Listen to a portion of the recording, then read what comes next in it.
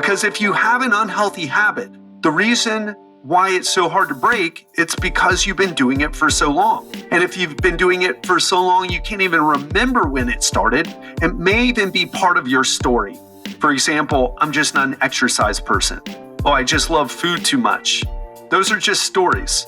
But we can always change. In fact, we do always change. We're just usually on the reactive end of change and not proactive about it. Because the brain is also capable of neuroplasticity in the opposite direction, but it needs to be directed. Welcome to the Legendary Life Podcast, where it's all about taking control of your health, losing fat, transforming your body, and living the life you deserve with celebrity fitness trainer and longevity enthusiast, Ted Ryce. Bad habits feel like a trap. You may even have the desire to change. You might even know what to do. But then why is it so hard for you to make the change? That's a question I've asked myself for years. And after over 2 decades of coaching high-performing clients to successfully change their behavior, to improve their health, and really to shift their entire identity, to incorporate healthier habits, I figured out a few things. And that's what we're going to be talking about today. Specifically, I'm going to share with you 7 neuroscience-backed strategies so that you can break free from bad habits. If that's something that resonates with you, then you're in the right place. What is up, my friend? Welcome to the Legendary Life Podcast. I'm your host, Ted Ryce, health expert and coach to founders, entrepreneurs, and other high-performing professionals. We produce this podcast for 2 reasons. Number 1, as I've said, I've been in this business for 24 years. I've made a lot of mistakes, and I want to save you the trouble so that you don't have to make the same mistakes that I did. And I feel there's a ton of misinformation out there. I want to give you the best, most actionable, effective advice on the internet for changing your health for the better. And the second reason is if you are a founder, entrepreneur, executive, high-performing professional, and you know how powerful coaching can be, and you want the fast track to getting your health handled, I want you to think about me when that time is right to hire someone to help. So let's dive into the episode.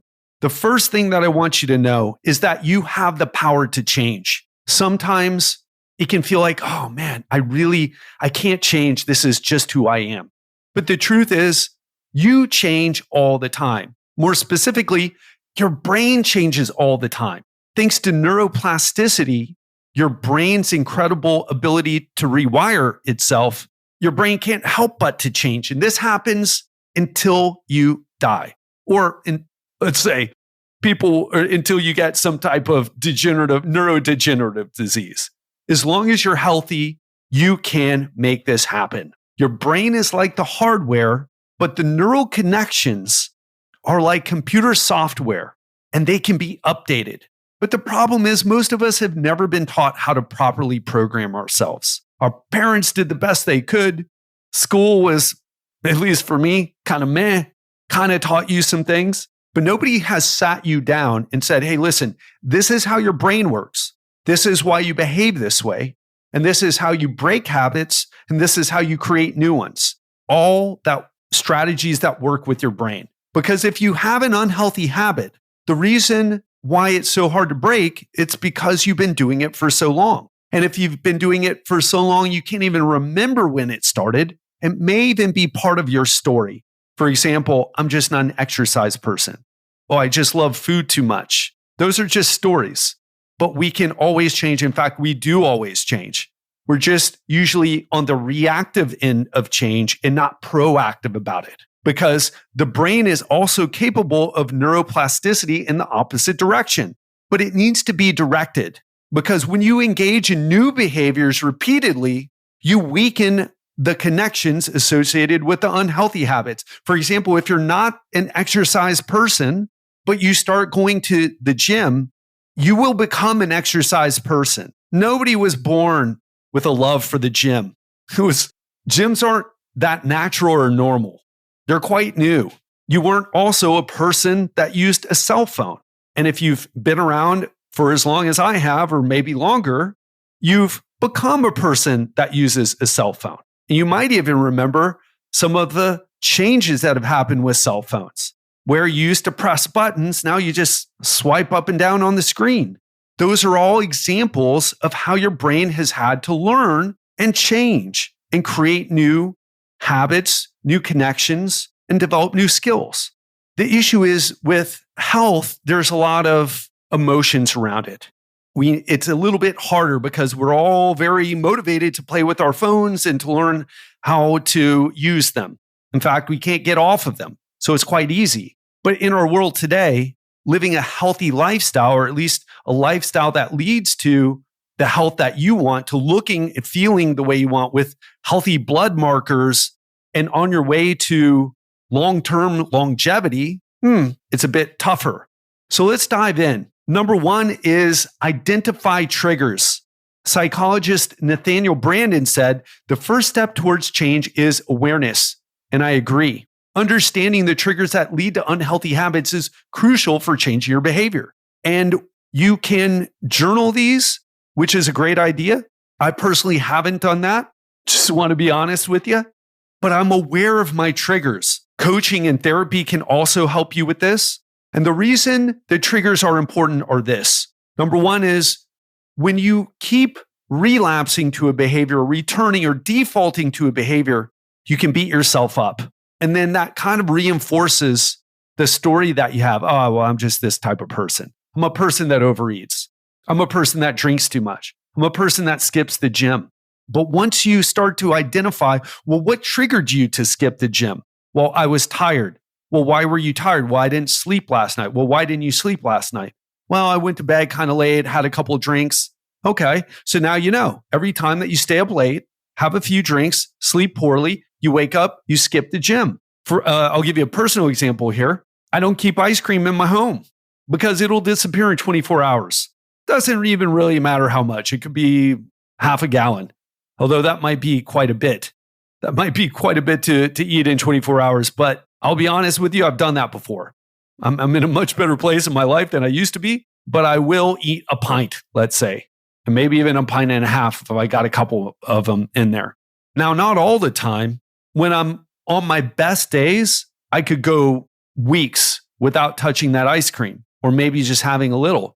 But as soon as some stress comes on and I get triggered, I'm eating the entire pint. So I only buy ice cream when I'm out. For example, I was just in Italy. You better believe I was getting some pistachio gelato. Oh my gosh.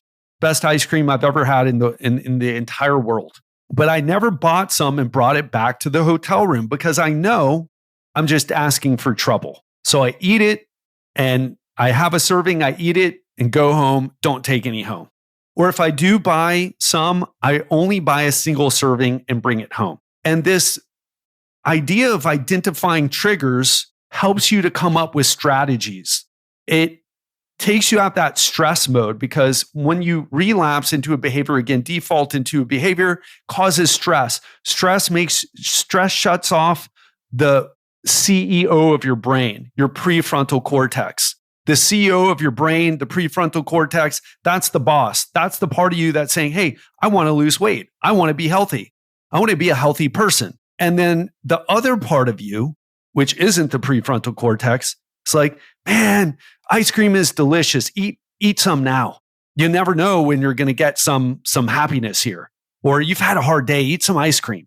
So it helps put that prefrontal cortex in control. And that's a big part of changing your behavior in general. So let's talk about strategy number 2. Set why SMART goals. Now, you probably heard of SMART goals. The acronym stands for specific, measurable, achievable, relevant, and time-bound. I've added the why to it. And the why is sitting down before you set your SMART goal and getting clear on why it's important for you to achieve this. And setting goals and achieving them is a powerful way to change your behavior. And the reason they work so well is setting and achieving goals rewards you by releasing dopamine in your brain. That's why progress is so addictive. And that's why lack of progress makes people want to quit. It's like going to work and not getting paid. But if you set your goals up incorrectly, you'll end up feeling miserable and quitting. So here's an example of a SMART goal. I have in my own life. My big goal is I want to get back to that veins on abs lean, right? I've been saying that for a while. I've been saying it for months. And it's been a challenge due to the travel and due to the amazing food. I mean, I was in Italy. I ate pasta, pizza, and pistachio gelato. I did come back and got right back on track and hit an all new low with my weight, but that's the story for another time. So the point is, I want to get lean, but I can't just say I want to get veins on abs lean. What does that even mean? That's kind of like saying I want to be healthier. I want to lose some weight. And even though you have some control over your weight or how lean you get, it doesn't provide a plan of action. And so instead of saying I just want to get leaner, which is the outcome I have in my mind, I get more specific. I will track my food with my FitnessPal daily, and I will make sure my weekly calorie average is within 100 calories of my goal. I will make sure I do some exercise daily. So now they're specific, measurable, achievable, relevant, and time bound. So specific, I'm going to track my food with my FitnessPal every day. Is it measurable? Yeah. Did I do it or not do it? Is it achievable? Yes. How do I know it's achievable? I've done it before. I know I can do it. Is it relevant? Yes. Is it time bound? In this case, I don't have a finite end, but it's specific enough to give me the habits that I need, the practices that I need. And the thing with exercise, I just exercise every day. It's specific, it's measurable, it's achievable, and it's relevant. Time bound as well, although it's not really bound, it's for the rest of my life. And I'm able to do this, not 100% of the time, but let's say 90-ish, in the 90s. And why is this important? This is the why part. Because my credibility as a health coach, as well as my ability to live the type of life I want, relies on my health. I like scuba diving. I like martial arts. I like hiking. I like traveling. You walk a lot of steps in Europe, if you know what I'm talking about. Helps burn off the pasta and the pastel de natas. But those are the reasons. And again, when you set the right goal and you hit it, it gives you a squirt of dopamine and you keep going. But if you don't set something up that gives you a goal you can hit, it can be very demotivating. In other words, you don't get that release of dopamine. So let's move to number 3. Replace, don't erase. One thing that I found personally is that it's much easier to create a new habit than to eliminate a bad habit. For example, let's say the trigger for eating for you is sitting down and watching TV. You're like, wow, it's been a long day, watching some Netflix or some Disney Plus or Apple TV. Be nice to eat something. You could say, well, listen, just watch your show, but don't eat anything. Really bad strategy, because what's going to happen, you're going to sit on the couch and you're going to be saying, okay, you want to eat something, but don't go eat it. You want to eat something, but don't go eat it. You're going to be using mental effort, willpower, in other words, to constantly battle that habit that you have. And certainly, if you were able to battle it long enough, the craving to go do that or the desire to go eat while you're watching your show, it'll go away. The problem is that's not a great way to do things. Instead, replace the habit. So instead of sitting down and watching TV, go for a walk and then come back and watch TV. Have a more exciting life. For me, I go and have a massage if I'm feeling stressed. You have to replace bad habits to give yourself a better chance of breaking them. Because again, just using willpower and telling yourself you're not going to do something when there's a strong desire to do it, it's only a matter of time before you get into an argument with your partner, have a stressful day at work, the kids are acting up, and then you break down.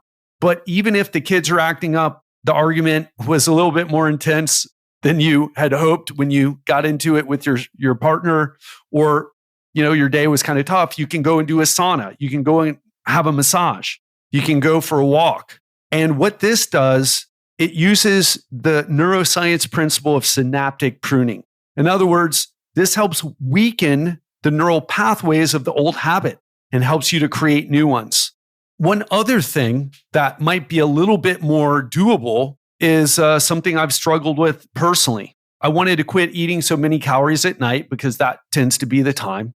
So instead of sitting on the couch using willpower to stop myself from eating the pistachio gelato, what I do is I eat some sugar-free Jell-O and mix in some light cream cheese and a little bit of sweetener, or I'll mix some 0% fat Greek yogurt with protein powder and sweetener instead. That also works way better than just sitting on the couch telling yourself not to eat. And then you can start to develop that habit where, yes, you're eating something, but with the sugar-free Jell-O, there's like 10 calories in a cup. You can have 2 or 3 of those, or you could have 500 grams, half a container of 0% fat Greek yogurt with protein powder and sweetener, or a quarter of a container. And I'm talking about the big containers, at least in my situation. And so that helps you. Again, you're breaking that old habit of reaching for the high calorie food and strengthening the new habit of choosing something that will hit your sweet tooth, but has a lot less calories. Number 4, utilize implementation intentions. What are those? They're called if-then plans. And research suggests that they can significantly increase your chances of changing your behavior. Now, this is a little bit harder to do, but it can still work well. You start by identifying the potential obstacles and decide in advance how you'll handle them. For example, one that I use is if I feel, let's say, this is something I've struggled with personally. I'll get so stressed sometimes that I'm full. Like, let's say I literally feel fullness in my stomach. I am not hungry at all, but I'm craving food. So what I'll do is I will meditate instead. I'll go for a walk instead. As you can imagine, it can be a bit tougher to implement these when you're having strong cravings for ice cream or for alcohol, but they can be powerful. One of my clients came up with using the sauna after work instead of having a glass of wine. She was coming home, having a glass of wine, and that led to some downstream effects where she'd end up eating more than she had planned, and all because of that glass of wine. It was the lead domino, let's say. And she started doing the sauna instead, and that gave her more self-control. But it also allowed her to replace that habit. So if-then plans. Now, if-then plans, what they do is they rely a bit more on your prefrontal cortex again. So if you're super stressed, they can be hard to implement, but it can be a powerful strategy. Number 5, leverage social support. You probably already know this. Having the right support for changing your behavior is key. Positive social interactions release neurotransmitters like dopamine, serotonin, and oxytocin in the brain. These chemicals are associated with reward, pleasure, and social bonding. Also, trying to change your behavior, it's emotionally taxing, it's stressful. And social support can help you manage your stress and negative emotions. So one of the things I see in my calls with my clients and the group calls, the stress for them comes down. It's also what I've noticed. I get so stressed in my business sometimes with the systems we're implementing and the posting on social media and all the other things we're learning. It's a lot. But when I go to the calls, I feel like, oh, these people have been through it. They're actually doing better than me. In the coaching group that I'm in, I feel like I'm the best coach there, but everyone's doing better than me in business except for one person. And they're all younger too. And it makes me feel like, you know what? I can do this. These people are doing it. I'm better than them. They're doing it. They're better at business than I am. They're running a smoother operation than I am. And I can learn how to do this too, because they weren't like that when they first started either.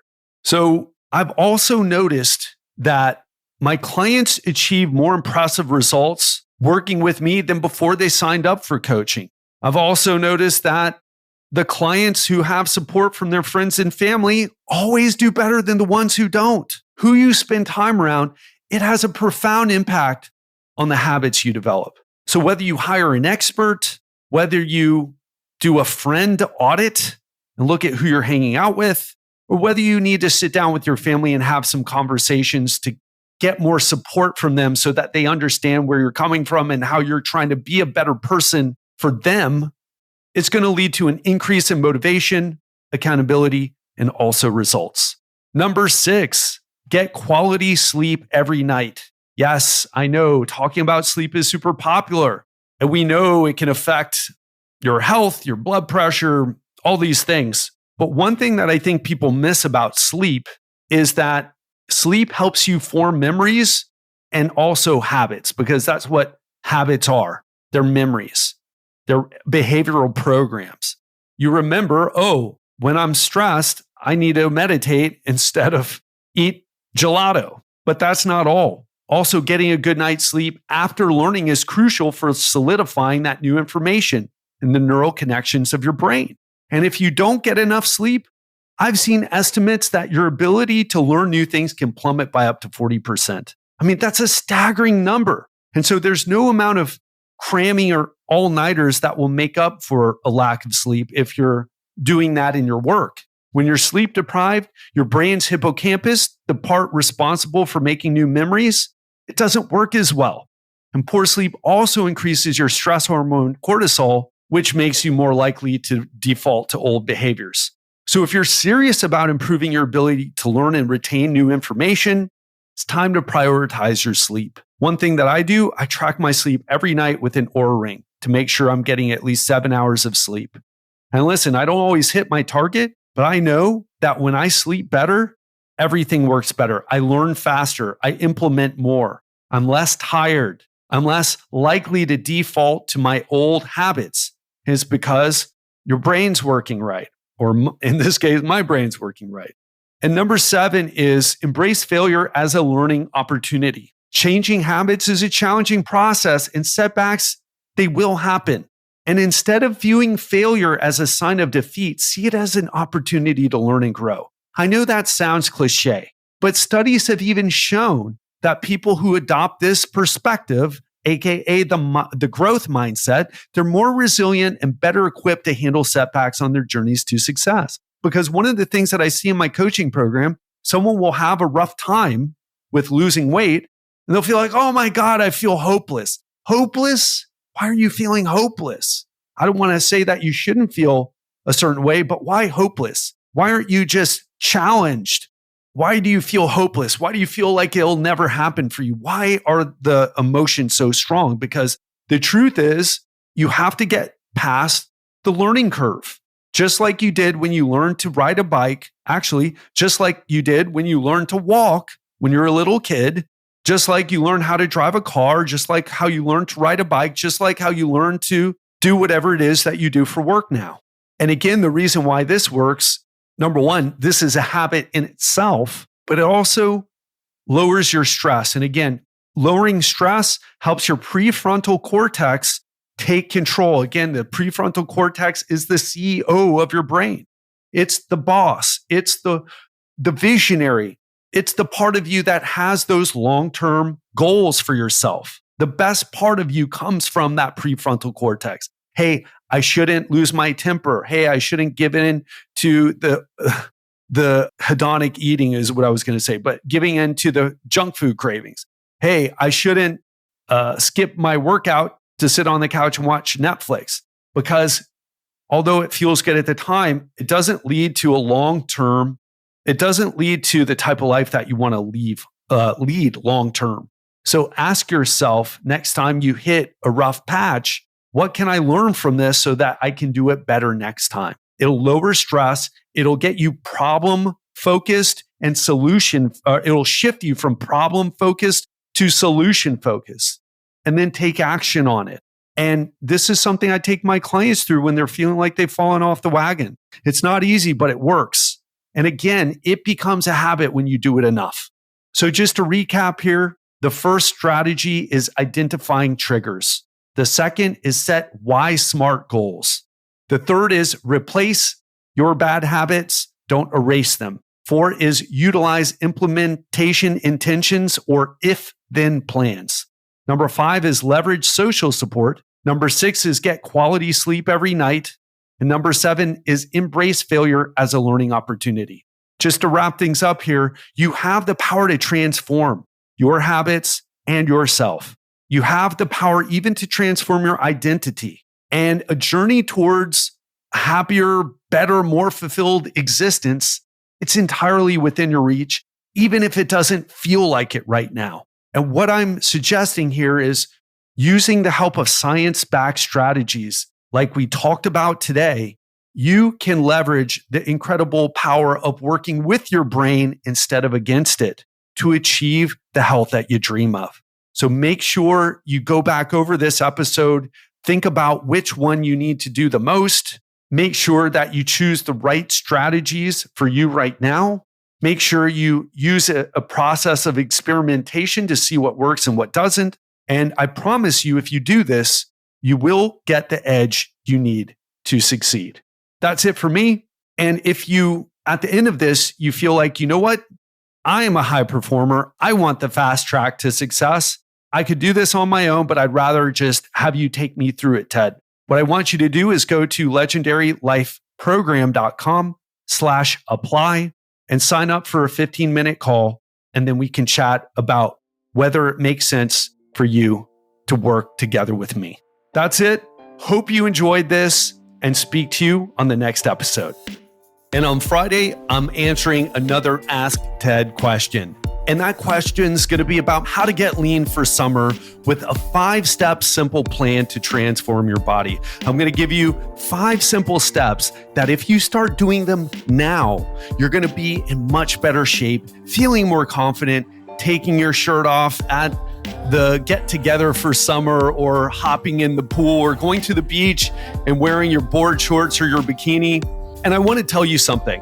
One thing that I hear from prospective clients, as well as people once they join my program, is that they tell me kind of with a bit of shame or guilt, like, oh, I know this sounds vain, but I just want to look better. I just want to feel comfortable in my clothes again. I've got all these amazing clothes in my closet that I can't fit into. And what I always tell them is, it's great that you want to look better. I think this conversation about our weight isn't our worth in society, I think that's true. But also, there's nothing wrong with looking better too. Okay? That's not fat shaming. You're not shaming yourself. So if you want to look better, great. And I'm here to help you with that. Summer's just around the corner. And guess what? I want to look great. When I get in my board shorts, I'm going to Cancun soon. So whether you're looking to slim down, build muscle, or simply feel your best, this 5-step simple plan is going to help you look and feel great for your summer vacation. To find out more, tune in on Friday, and I'll speak to you then. Thank you again for listening to the Legendary Life podcast. We have some amazing episodes coming your way, so make sure to hit that subscribe button if you haven't already. If you're already subscribed and today's episode hit home for you, please share this episode with someone who you know would benefit from listening. Take care and see you every Monday and Friday in your favorite podcast app.